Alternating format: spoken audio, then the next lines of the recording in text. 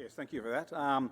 Yes, I'm here to talk about graphite in the Northern Territory. I think, give me a little slide pick here, yep. We've got two reasons, I think, which are the main compelling reasons for investment in this company. There's the two there. We've got potential scale of this. It's potentially a very large deposit with a lot of extent. We released an exploration target recently of up to 250 million tonnes, which we think is a very conservative estimate of what we've got there, and I'll show you that later on in the presentation. And the other important factor to consider is location. We're in the Northern Territory, about 2 hours south of Darwin. And we've just started drilling now this week. We've got an RC rig on site. We'll have a core rig up there in a couple of weeks as well to drill out this exploration target and hopefully start to convert some of that into a resource estimate later on this year. Now, a few other factors to consider in this. You'll see on the slide coming up here, we've got a lot of graphitic schist on this tenement. It's about a 20-kilometre strike length there. We've got some historic work here by previous explorers, which indicates we've got flake size up to 160 microns as well. And also, if you look at graphite characteristics now with the market coming up for electric vehicles, I think we're well placed now to take advantage of the forecast upswing in demand for graphite to supply the world with electric vehicles going forward. We've only been listed for 11 months as well. We've got a market cap now of about $8.5–9 million. We've got $2.5 million cash in bank and only 45 million shares on issue. So we're very reasonably placed, I think, to have a bit of an uptick, the success from this drilling program coming forward, as I'll show you in the next few slides coming up. Now, a quick word on the graphite there. As I mentioned, there's going to be a big shortfall, a forecast shortfall in supply for graphite going forward to supply the electric vehicle market. Battery Mineral Intelligence, which are pretty well regarded analysts of the battery mineral space, have forecast an additional 95 mines using an average size mine of today required over the next 12 years to meet this demand. So where we are now at the ground level with our Leyland project up around Pine Creek, we're well placed to have this drilled out resource estimate and reserves going forward, we hope, to take advantage of this increased demand going forward.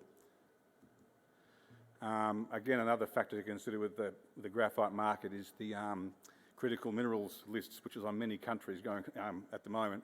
If you look at most OECD countries listed on the slide there, have got no production, but they're listing graphite as a critical mineral as well. And at the moment, in the recent few months, the Australian government has come up with a few strategies there too to ensure there's adequate supply of graphite going forward, and also to use those inputs into making batteries within Australia as well. We hear a lot about the lithium space, nickel space and things like that in Australia, but not so much about graphite, but it's just as important going forward to supply the world with electric vehicle batteries. More on our location up there, I mentioned before, we're about 2.5 hours drive south of Darwin around the Pine Creek area. It's an historic mining area, mainly for gold in the past, but we've got access there to infrastructure there. We're near the main north-south corridor going up to Darwin from the south there. You can see we're within 20 kilometres of gas pipelines, high voltage power lines, railways and sealed roads. We've got a service centre at Pine Creek there, and like I mentioned, we're only about 2.5 hours drive up to Darwin, and also with the Port of Darwin as well for any future export of any materials we might produce on this if it gets to that. Now, a bit of a word on the geology here. I mentioned previously we've got 20 kilometres of strike extent here. It's a contact between carbonaceous shales and an intruding granite, and the granite, when it was hot, metamorphosed the shales into schists, and the carbon in that was converted into graphite. So we've got considerable scale here on this with our tenements there of this graphitic schist, which is what hosts the graphite.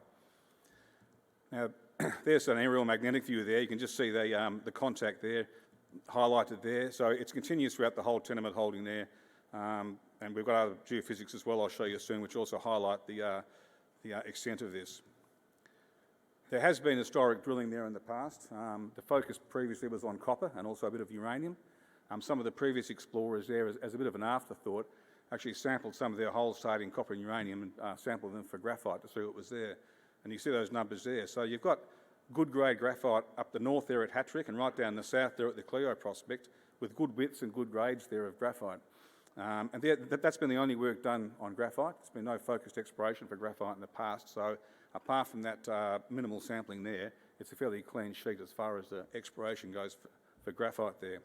Now, that hole in the section there, TLD 001 on section AB, is a diamond drill hole, which was drilled. And you can see that section there. There was an RC hole drilled first, and that was targeting a EM anomaly looking for copper. They drilled the hole and didn't find any copper, but they went through 156 metres of graphitic schist. And about 2 years after that, and this is about 10 years ago, a diamond drill hole was put down there as well, and that was sampled. There were intervals taken at sporadic intervals down the hole, and little slabs were taken for assay. And you see those assays there, and there's quite good grades here of graphite. They're up to 17%. So we're building the picture here of a strike extent of 20 kilometres based on the outcropping geology and the geophysics. You've got the drilling there, which has the sampling there of good grades graphite. And what's more importantly, on those samples they took, those little slabs of core they took, they also did some thin section work and petrography to look at the flake size of this as well. So you can see that's one picture there. They took of all those samples there, and you can quite clearly see the flaky nature of that, the graphites within there, labelled GR. The PO there is pyrrhotite, the sulphides. So on that particular slide there, you've got graphite up to 120 microns, averaging around 60. And while that's not coarse or jumbo flake, it's that sort of good fine to medium sized flake, which is what you need for the final input into our lithium-ion batteries for the graphite anode material. And you can see here some of the highlights of those petrographic analyses. We've got flake size there up to 160 microns, averaging around that sort of 50 to 80 micron mark. So it's good sized battery, a good sized flake graphite, sorry, for that final battery use going forward.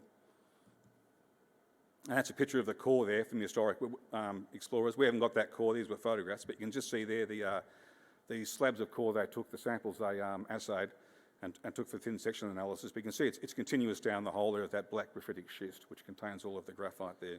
And those particular examples there, you can see average around 70 to 90 microns, which again is that good size we're looking for.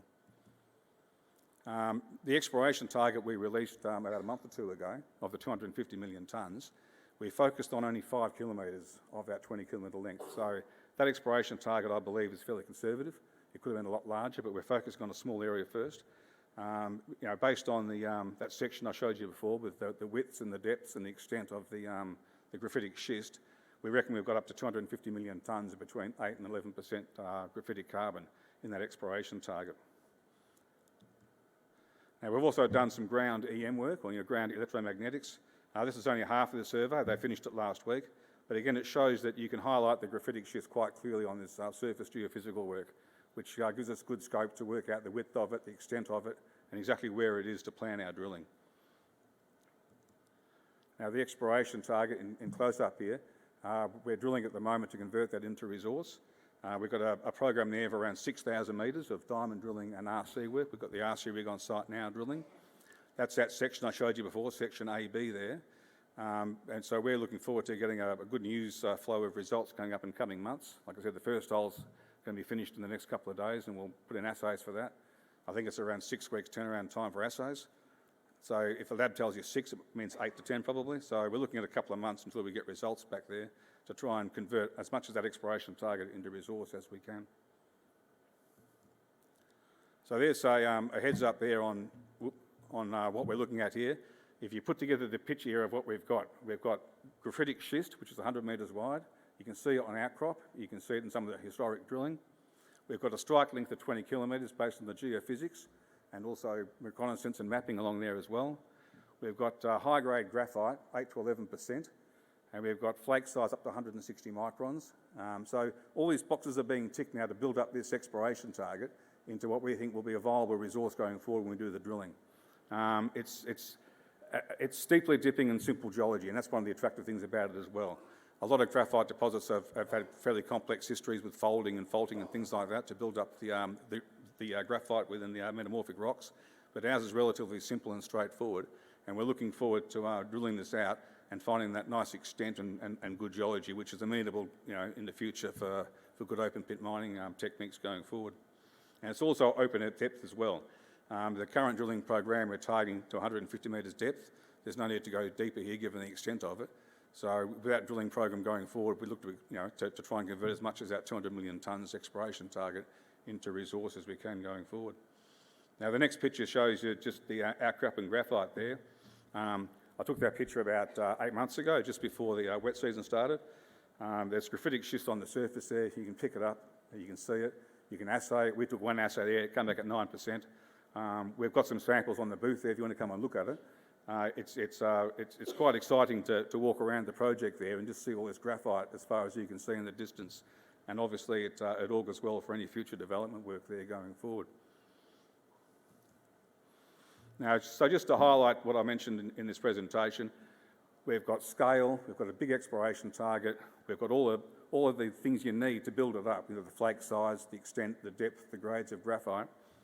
We've got location, 2.5 hours drive south of the Port of Darwin. It's a great place to work in the Northern Territory. The tenement itself is located on the perpetual pastoral lease. That extinguishes out of title. So we're looking forward to having a fairly supportive government attitude towards development as well with this once we get the resource proven up. And like I said, we're drilling now for metallurgical test work, which is an important part, and also to get that mineral resource out. Now, a quick note on our capital structure here. We only listed like I mentioned previously, in July last year. We've only got 45 million shares on issue. I think we closed today at about 19 cents, so that gives us a market cap of $8.5 million. So this is a real, I think, a ground level opportunity to come into a graphite show, which is yet to prove up a resource and to do metallurgical test work, and I think it's a good opportunity to get in there and and to take the ride with us on this project going forward. The directors hold 21%. It's fairly tightly held. Top 20 shareholders hold 55%. Now there's the directors there. 3 of us are here right now, so if you want to come and talk to us about this project any further, please come to the booth and talk to us. One director, Nick Ravel, he's on site on the rig right now drilling, so he's not here obviously. So that's our presentation. So I'm looking forward to talking to people here, and please have a look at our presentation. We've got a copy in the booth there, so look at that and have a think about that, because I think it's a good opportunity to get into the ground level and have a real crack at this graphite show. Thank you very much.